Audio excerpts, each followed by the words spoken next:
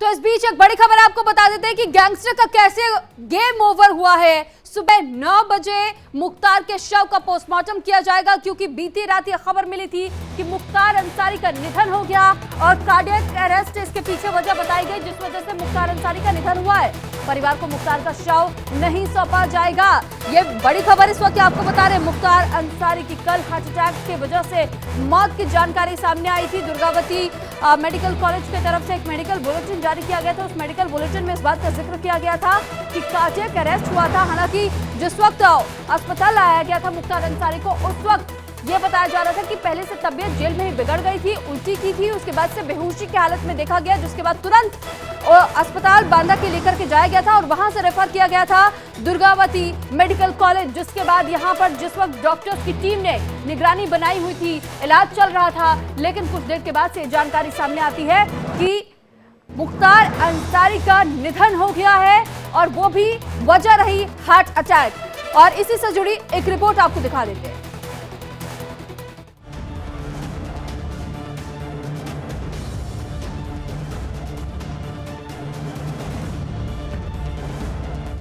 उत्तर प्रदेश का डॉन योगी राज में मौन।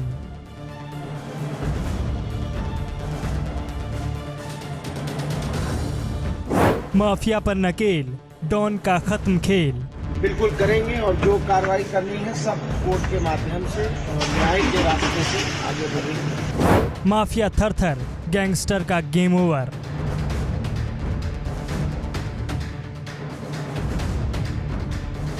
मुख्तार ने दम तोड़ा, मिट्टी में माफिया। 19 मार्च को रात के खाने में उन्हें जहर दिया गया। माफिया खत्म, योगी का वचन ही शासन।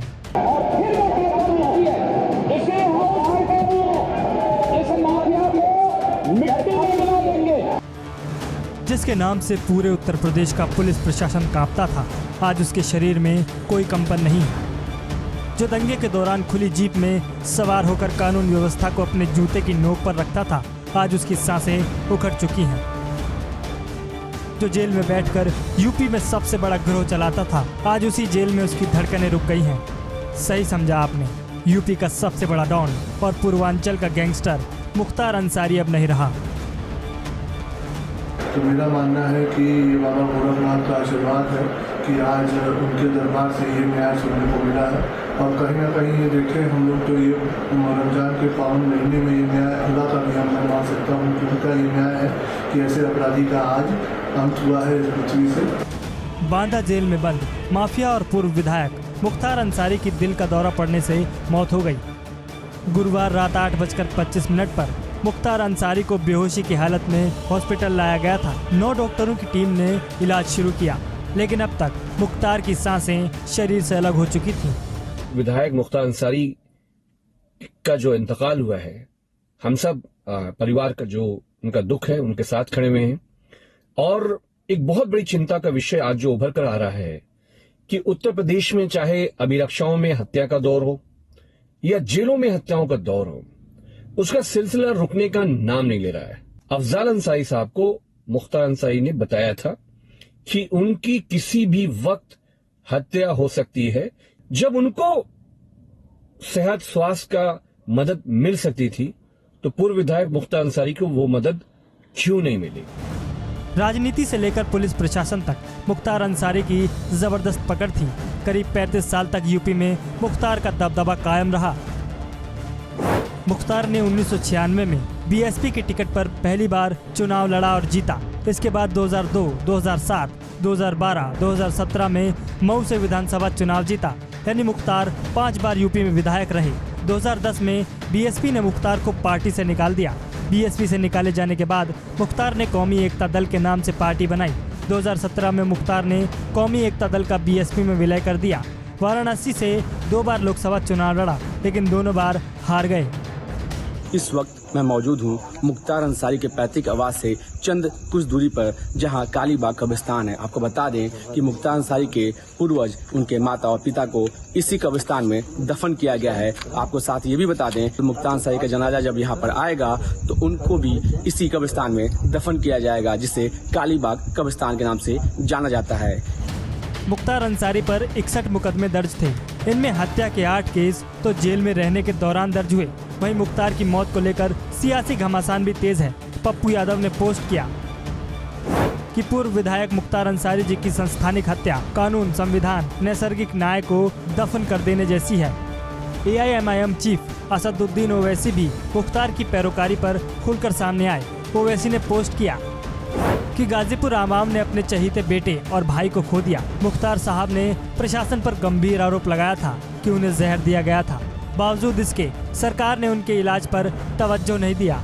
निंदनीय और अफसोसजनक कि जिस तरीके से आरोपी मुख्तार अंसारी की जेल में मौत हुई है, वो उत्तर प्रदेश की भारतीय जनता पार्टी की सरकार पर गंभीर प्रश्न खड़े करती है। इससे पहले एक आरोपी मुन्ना बजरंगी जेल में ठोक दिया जाता है। तमाम आरोपी अस्पताल जाते वक्त हत्यारे अपराधी उनको खुलेआम मार के चले जाते हैं। मुख्तार अंसारी ने कुछ दिन पहले आरोप लगाया था कि उन्हें धीमा जहर दिया जा रहा है, और आज प्रशासन बता रहा है कि उनकी दिल का दौरा पड़ने से मौत हो गई। इसकी उच्च स्तरीय जांच होनी चाहिए। मुख्तार की मौत की खबर मिलते ही बेटा उमर अंसारी बांदा पहुंचा। उमर ने सरकार पर गंभीर आरोप लगाए। ये वही उमर है जो खुद जालसाजी और अवैध कब्जे का आरोपी है।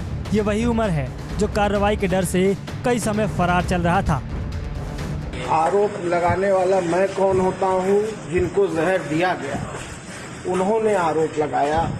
19 मार्च को रात के खाने में उन्हें जहर दिया गया था। उन्हें माननीय न्यायालय में, जहां वो विचाराधीन थे बंदी के रूप में, जुडिशियल कस्टडी में थे, सारी कोर्टों में डाला गया। जो कार्रवाई करनी है सब कोर्ट के माध्यम से और न्याय के रास्ते से आगे बढ़ेगी, और हमें न्यायपालिकाओं पर पूर्ण विश्वास है। मुख्तार की मौत के बाद से पूरे उत्तर प्रदेश में हाई अलर्ट है। यूपी में हर जगह धारा 144 लागू कर दी गई है। चप्पे चप्पे पर पुलिस का पहरा है। सुरक्षा व्यवस्था के कड़े इंतजाम हैं। बांदा जेल में बंद पूर्वांचल के माफिया मुख्तार अंसारी की मौत के बाद पुलिस के द्वारा उन्हें मर्चरी ले जाया गया। मेरी मौजूदगी ठीक उसी मर्चरी के रास्ते पर है। यहाँ से तकरीबन 200 से 300 मीटर की दूरी पर मर्चरी है, और पुलिस के द्वारा 200 से 300 मीटर पहले ही मीडिया को रोक दिया गया है। तकरीबन 100 मीटर दूर पर बैरिकेडिंग की गई है। यहाँ से काफ़ी दूर पर पुलिस मौजूद है। सुरक्षा व्यवस्था की चाक चौबंद व्यवस्था की गई है। उमर अंसारी भी यहाँ पर आए थे, अपने पिता के शव को देखा उन्होंने, उसके बाद वह चले गए। अतीक अहमद के बाद मुख्तार अंसारी की मौत माफिया तंत्र के लिए बड़ा झटका है। साथ ही इसमें एक कड़ा मैसेज है कि जो जैसा करेगा वो वैसा ही भरेगा। Bureau report, India daily live.